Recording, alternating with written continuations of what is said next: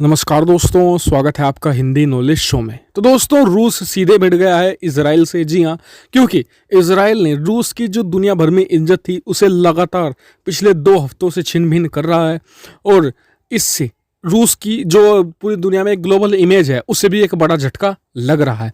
साथ ही जो रूस के बड़े बड़े सहयोगी देश हैं उन्हें भी अब आशंका घिराई थी कि क्या रूस उनकी प्रोटेक्शन के लिए एक तरीके से तैयार है, क्या कर सकता है उनकी प्रोटेक्शन, या फिर रूस का साथ देकर उन्होंने कोई बहुत बड़ी गलती कर दी हो। इन सभी सवालों पर एक तरीके से विराम लगाते हुए रूस सीधे तौर पर कूद पड़ा है मैदान में इजराइल के सामने। लेकिन इससे एक और बड़ा खतरा पैदा हो गया है, क्योंकि इजराइल को एक बहुत ही बड़े देश का समर्थन हासिल है, वो है अमेरिका। अमेरिका कभी भी इजराइल को अकेला नहीं छोड़ेगा।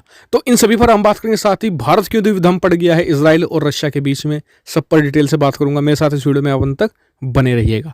तो दोस्तों, पिछले 2 हफ्ते से हो क्या रहा था, इजराइल लगातार स्ट्राइक, बड़ी बड़ी मिलिट्री स्ट्राइक कंडक्ट कर रहा था ईरान के अंदर, सीरिया के अंदर। और पिछले 2 दिनों में तो उसने एक कमाल ही कर दिया, अपनी थल सेना और वायुसेना दोनों भेज दी और सीरिया के बॉर्डर पर बहुत ही मैसिव स्ट्राइक कंडक्ट की। और इसमें रूस के लिए सबसे भयानक बात ये हो रही थी, एक तो रूस बहुत बड़ा सहयोगी देश है, ना सिर्फ ईरान का और सीरिया का, दोनों देश रशियन वेपन भी यूज़ करते हैं।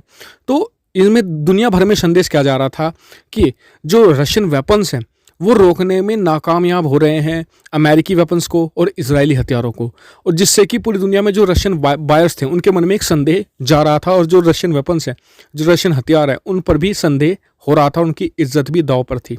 दूसरा चीज़ क्या हो रही थी, दूसरी चीज़ ये थी कि सीरिया के साथ एक बहुत ही बड़ा डिफेंस डील साइन कर रखी है रूस ने, जिसके तहत जितना भी एयर स्पेस है, यानी कि जितने भी तरह के हवाई हमलों से प्रोटेक्ट करेगा रशिया सीरिया को।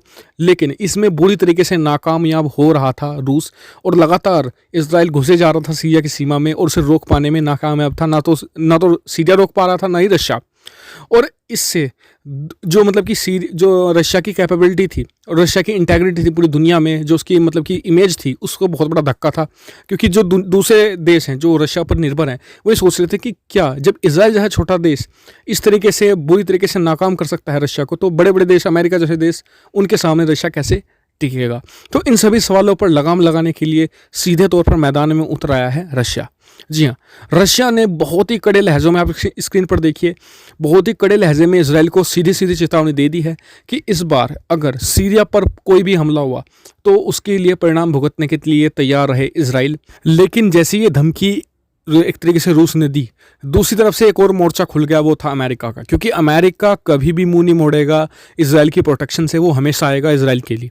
और इससे अब डर ये हो गया कि कहीं अगर अगली बार स्ट्राइक करता है, मतलब कि जो एयर स्ट्राइक कंडक्ट करता है इजराइल सीरिया पर, और उस दौरान रूस को लड़ाकू विमान मार गिराता है रशिया इजराइल का, तो टेंशन बहुत बढ़ेगी। और इजराइल की प्रोटेक्शन के लिए अमेरिका आया, और कहीं अमेरिका और रूस सीधे सीधे ना टकरा जाए और पूरी दुनिया में एक महायुद्ध ना देखने को मिल जाए। तो यानी कि यहाँ पर रिस्क बहुत ही ज़्यादा है। और आप सभी लोग जानते हैं कि इजराइल कभी भी हमले से बाज नहीं आने वाला। अगर उससे जुड़ा सा भी कोई खतरा दिखता है वो तुरंत हमला करता है। तो यानी कि रिस्क बहुत ज़्यादा। और साथ में भारत यहाँ पर घिर गया है, क्योंकि उस दोनों ही तरफ उसके सबसे प्रिय सहयोगी देश, एक तरफ तो है रशिया, दूसरी तरफ है इजराइल। भारत दोनों में से किसी एक को भी नहीं छोड़ेगा। यानी कि अगर कोई दोनों के बीच में कोई मसला होता है तो यानी कि, और ये मामला यूनाइटेड नेशन में जाता है, तो भारत को चूज करना होगा किसी एक देश को। तो यहाँ पर भारत भी बुरी तरीके से घिर जाएगा। तो फिलहाल इस वीडियो में इतना ही। वीडियो देखने के बाद सबको धन्यवाद। चैनल को सब्सक्राइब शेयर करते रहिए। Thank you for watching video.